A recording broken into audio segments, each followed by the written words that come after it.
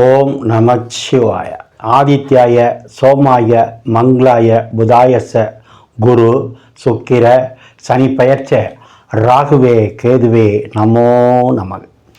நமது வாழ்க வளமுடன் யூடியூப் சேனல் நேயர்கள் அனைவருக்கும் அஸ்ட்ரோ டிஎஸ் மோகன்ராவின் அன்பான வணக்கம், வாழ்த்துக்கள். வழக்கம் போல தான் இந்த சேனலில் நம்ம இந்த வீடியோவில் அக்டோபர் மாத பலன்கள் பார்க்க போகிறோம். ஒவ்வொரு மாதமும் நம்மளுடைய வீடியோ வந்துகிட்ருக்கு. 12 ராசிக்கும் தனித்தனி வீடியோ, ஒவ்வொரு மாத பலன்கள். நிறைய பேர் கமெண்ட்ஸில் வாழ்த்து சொல்கிறீங்க, ஃபோன் பண்ணி நிறையா சந்தேகங்கள் கேட்குறீங்க. உங்களுக்கெல்லாம் என்னுடைய வாழ்த்துக்கள். சரி, இந்த மாதம் கிரகங்கள் எங்கே இருக்குது அப்படின்னு பார்ப்போம். ரிஷப வீட்டில் குரு பகவான் இருக்கார். ரிஷப வீட்டில் குரு பகவான் இருக்கார். செவ்வாய் பகவான் மிதுன வீட்டில் இருக்கார். கிட்டத்தட்ட 24, 25 தேதி வரைக்கும் செவ்வாய் மிதுன வீட்டில் தான் இருப்பார். கேது பகவான் கன்னி வீட்டில் தான் பயணம் பண்ணிகிட்டு இருக்காரு. அவரும் இன்னொரு 6 மாதம் இங்கே தான் இருப்பார். சூரிய பகவான் துலாத்தில் இருக்கார். புதன் துலாத்தில் இருக்கார். சுக்கிரன் வந்திருக்காரு. இதில் பார்த்தீங்கன்னா 7ஆம் தேதி புதன் என்ன பண்ணுறாரு, தன்னுடைய சொந்த வீட்டில், ஆட்சி வீட்டில் மூலத்திரிகோ பவராக இருந்தவர் கொஞ்சம் நகர்ந்து அவருடைய நண்பர் வீடான துலாம் வீட்டுக்கு, சுக்கிரன் வீட்டுக்கு வந்திருக்கார். அடுத்து சுக்கிரன் பார்த்தீங்கன்னா சொந்த வீட்டில் இருந்தார் துலாம் வீட்டில், அவர் நகர்ந்து விருச்சக வீட்டுக்கு 15ஆம் தேதி வந்துடுவார். அடுத்து சூரிய பகவான் பார்த்தீங்கன்னா 18ஆம் தேதி வரைக்கும் கன்னி வீட்டில் இருக்கார். துலாம் வீட்டுக்கு 18ஆம் தேதி வந்துடுவார். இவர்கள் நகர்ந்துக்கிட்டு இருக்கும்போது சனி பகவான் கும்ப வீட்டில் ஆட்சியாக இருக்கார், கொஞ்சம் வக்ரமாக இருக்கார். அடுத்து ராகு பகவான் 11ஆம் இடத்துல, அதாவது மீன வீடுன்னு சொல்லக்கூடிய நீர் ராசியில் தன்னுடைய பயணத்தை நடத்தி இருக்கார். இதுதான் கிரகங்களுடைய இந்த மாத நிலைமை. இதில் நீங்கள் இன்னொன்று என்ன பார்க்கணும் அப்படின்னா, குரு பகவான் காலப்புருஷனுக்கு 2ஆம் இடத்துல நல்லா இருக்கார். காலப்புருஷனுக்கு 2 அப்படின்னா தனஸ்தானம், பேசுறது, வாக்கு எல்லாம் 2 தான். அப்போ தனகாரனே அங்கே போய் இருந்தால் அப்போ 12 ராசிக்கும் பணம் கிடைக்கும்.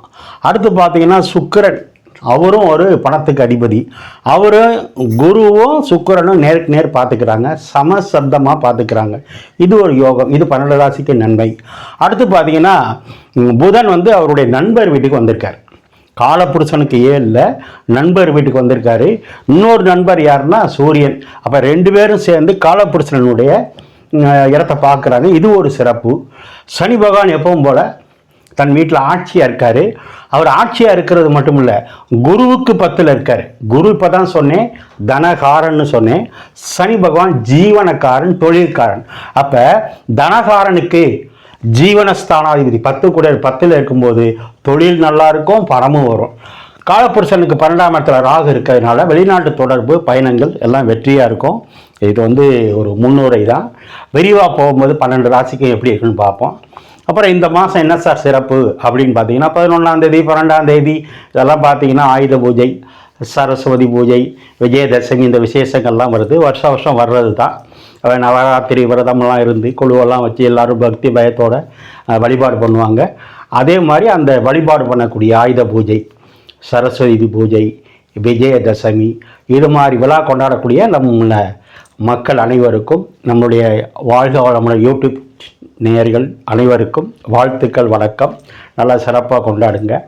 அது மாதிரி விஜயதசமிக்கு பார்த்தீங்கன்னா புதுசாக போய் எதாவது ஆரம்பிக்கலாம். ஸ்கூலில் சேர்றது, ஒரு டியூஷன் சென்டர் ஆரம்பிக்கிறது, ஒரு வகுப்பில் சேர்றது, ஒரு வீட்டுக்கு தேவையான சுப பொருள் வாங்குறதெல்லாம் செஞ்சால் விஜயதசமினா வளரக்கூடியதுன்னு அர்த்தம்.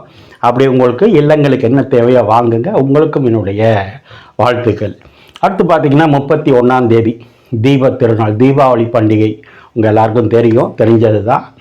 தீபத் திருநாள் அப்படின்னா நம்ம உடம்புல இருக்கிற, மனசில் இருக்கிற அழுக்குகள் விலகி, தீமை விலகி, தீய சிந்தனை விலகி ஒளி பிறக்கிற நாள் தான் தீபத் திருநாள். அப்போ நாமும் நாட்டு மக்களும் நம்ம இல்லத்தில் இருக்கிற தீய எண்ணங்கள், கெட்ட எண்ணங்கள், அசுப எண்ணங்கள் விலகி எல்லார் வீட்டிலும் ஒளி விளக்கு சிறப்பாக எரியணும், ஏற்றணும். தீபத் திருநாளை நீங்களும் கொண்டாடுங்க. தீபாவளி திருநாள் கொண்டாடும்போது நாம் மகிழ்ச்சியாக இருக்கிறது முக்கியம் இல்லை, மற்றவர்களுக்கு இடையூறு இல்லாமல் நாம் அந்த தீபாவளியை கொண்டாடுவோம், சிறப்பாக கொண்டாடுவோம். இல்லாதவர்களுக்கு உதவி செய்து தீபாவளியை கொண்டாடுவோம். உங்கள் எல்லாருக்கும் நம்முடைய வாழ்க வளமுடன் யூடியூப் சேனல் நேயர்கள் அனைவருக்கும் மீண்டும் தீபாவளி நல்வாழ்த்துக்கள். இப்போ நீங்கள் நேரில் என்ன பண்ணிக்கிறீங்கன்னா, இப்போ தான் முத நம்ம சேனலை பார்க்குறீங்கன்னா சப்ஸ்கிரைப் பண்ணிக்கோங்க, லைக் பண்ணுங்கள், உங்கள் உறவினர் நண்பர்களுக்கு சொல்லுங்கள். யாருக்காவது எனக்கிட்ட ஜாதகம் பார்க்க விருப்பம் இருந்தால் கீழே இருக்கிற நம்பருக்கு ஃபோன் பண்ணுங்கள். நிறைய பேர் ஃபோன் பண்ணி என்ன கேட்குறீங்க, சார் எனக்கு ஜாதகம் இல்லை சார், எப்படி என்னுடைய கேரியரை தெரிஞ்சுக்கிறது, எதிர்கால வாழ்க்கையை தெரிஞ்சுக்கிறதுன்னு. ஜாதகம் இல்லைன்னா கவலைப்பட வேண்டாம், எனக்கு ஃபோன் பண்ணுங்கள். எப்படி உங்களுக்கு பலன் சொல்கிறதுங்கிற விவரம் சொல்கிறேன். அதுவும் இல்லாதவர்களுக்கும் நம்முடைய ஜோதிடம் வாக்கு பலிக்கும், உங்களுக்கு பலன் சொல்லப்படும். சரி, இப்போ நம்ம நிகழ்ச்சிக்குள்ளே போகலாமா?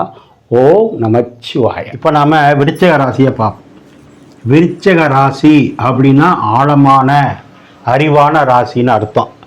விருச்சிக ராசியை ஜெயிக்கிறதுக்கு எனக்கு தெரிஞ்ச ஆள் கிடையாது. சரி, இந்த அக்டோபர் மாதம் இந்த விருச்சிக ராசிக்கு எப்படி இருக்கும் அதுதான் வீடியோ பாருங்கள்.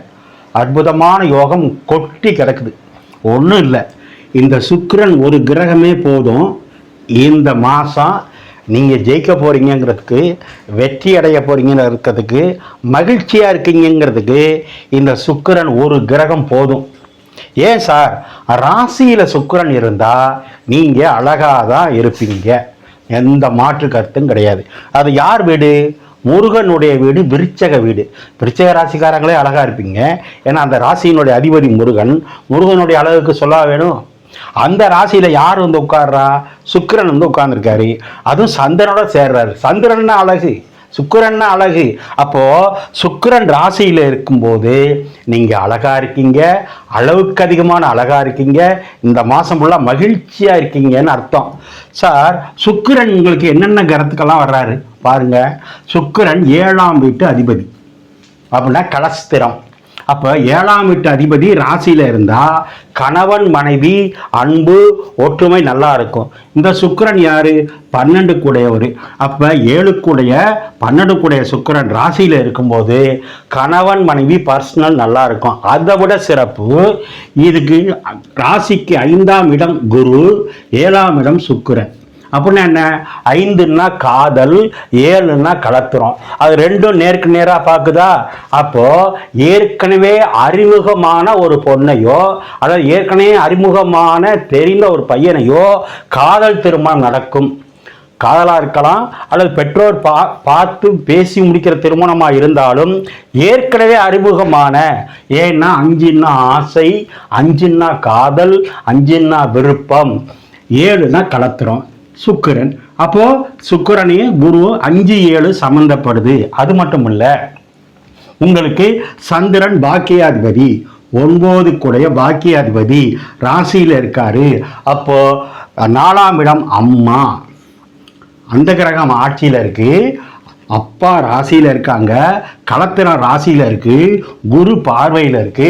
ஒருவேளை காதல் திருமணமாக இருந்தாலும் அப்பா அம்மா சம்மதத்தோடு நடக்கும். அடுத்த நிமிஷம் என்ன நடக்கும்? 5ல் ராகு இருக்கிறதுனால, குரு சுக்கிரனை பார்க்கறதுனால, 12 கூடைய படுக்கை சுகத்தை குரு பார்க்கறதுனால மிக சரியா 10வது மாதம் குழந்தை பாக்கியம் உண்டு. 4ஆம் இடங்கிறது உங்க அம்மா சார். 4ஆம் இடங்கிறது உங்க அம்மா, அதுக்குள்ள கிரகம் ஆட்சியா இருக்கு. அப்போ உங்க 4ஆம் இடம்னா அம்மானா அதுக்கு 9 யாரு? உங்க தாத்தா சுக்கிரன், அவரு ராசியில இருக்காரு. எப்படி பாருங்க, உங்க அம்மாவோட அப்பா உங்க ராசியில. அப்ப தாத்தானால யோகம் உண்டு, தாத்தானால அதிர்ஷ்டம் உண்டு. அப்புறம் 9 உங்க அப்பா அவரு ராசியில இருக்காரு. ஆக 12 கட்டமும் 9 கிரகமும் வரிஞ்சு கட்டிட்டு நிக்குது. 12ஆம் இடத்துல புதனும் சூரியன் சேர்ந்ததுனால 11ஆம் வீட்டு கிரகம் 11ல் மறையும் போது லாபத்தை மறைமுகமாக சேர்த்து வைக்கிறீங்கன்னு அர்த்தம். அது மட்டும் இல்லை, 6ஆம் வீட்டு கிரகம் செவ்வாய் 8ல் போய் மறையுது. 6 கூடையும் 8க்கு போனால் கெட்டவன் கெட்டிடில் ராஜயோகம். அப்போ 6, 8க்கு போகும்போது கடன் இல்லை, வியாதி இல்லை, நோய் இல்லை. அது மட்டும் இல்லை, 6னா சர்வீஸ் வேலை. அந்த கிரகம் 11ஆம் இடத்தை 4ஆம் பார்வையாக பார்க்கும்போது நீங்கள் செய்கிற வேலைனால நிறைய லாபம் வரப்போகுது அப்படின்னு அர்த்தம். அது மட்டும் இல்லை, 7ஆம் இடம் அப்படின்னா களத்திரம், உங்கள் கணவனோ மனைவியோ சொல்கிற இடம் 7ஆம் இடம். அதுக்கு 3 கூடிய சந்திரன் ராசியில் இருக்கு. உங்கள் மனைவியோட தங்கச்சி கொழுந்தியா ராசியில் இருக்கு. உங்கள் வீட்டுக்காரோடைய தம்பி கொழுந்தனார் ராசியில் இருக்காரு. உங்கள் மனைவியோட இளைய மச்சனே ராசியில் இருக்க. ஆக உங்கள் குடும்பத்தில் குதூகலம் இந்த மாதம் உங்கள் அம்மா அப்பா சைடும் உண்டு, உங்கள் மாமனார் மாமா சைடும் உண்டு, உங்கள் குடும்பத்தினாலையும் உண்டு, கணவனாலையும் உண்டு. சார் பிள்ளையினால யோகம், குருன்னா புள்ள புத்திரக்காரன், அவன் ராசியை பார்க்குறான். ஆக 12 கட்டமும் 9 கிரகமும் அதிர்ஷ்டத்தை கொடுக்க, யோகத்தை கொடுக்க, இந்த தீபாவளியை கொண்டாட சார். எல்லாத்துக்கும் மேலே 12ஆம் இடம் கூட்டு குடும்பம், அது ராசியில் இருக்குது. ஆக 12 ராசியில் இந்த தீபாவளியை இந்த மாதம் சிறப்பாக கொண்டாட போகிறது விருச்சிக ராசியே. விருச்சிக ராசிக்கு என்னென்ன கேட்குறீங்களோ அத்தனையும் கிடைக்கும். கம்பி மத்தாப்புடைய அதிகமாக வெடிப்பீங்க. சுக்கிரன் ராசியில் இருக்கிறதுனால, சுக்கிரன்னா பட்டு புடவைக்கு அதிபதி, சுக்கிரன்னா பட்டு பாவாடைக்கு அதிபதி, சுக்கிரன் அழகிய வாகனங்களுக்கு அதிபதி. 4ஆம் இடம் சனி ஆட்சியாக இருக்கிறதுனால சொகுசான வீடு கட்டலாம், சொகுசான வாகனம் வாங்கலாம். எல்லாத்துக்கும் மேலே குரு பார்வை. இந்த குரு இங்கேருந்து இங்கே போகிறதுக்கு இல்லை, இந்த பூமியில் நான் யார் என்பதை நிரூபிக்கும் ஒரே ராசி விருச்சிக ராசி. விருச்சிக ராசிக்காரங்க 23ஆம் தேதி 24ஆம் தேதி சந்திராஷ்டமம் இருக்குது. அந்த நாட்களில் கவனமாக இருங்க. நீங்கள் வழிபட வேண்டியது அம்பாள் வழிபாடு, முருகன் வழிபாடு பண்ணுங்க. தீபாவளியை கொண்டாடுங்க. ஓம் நமச்சிவாய.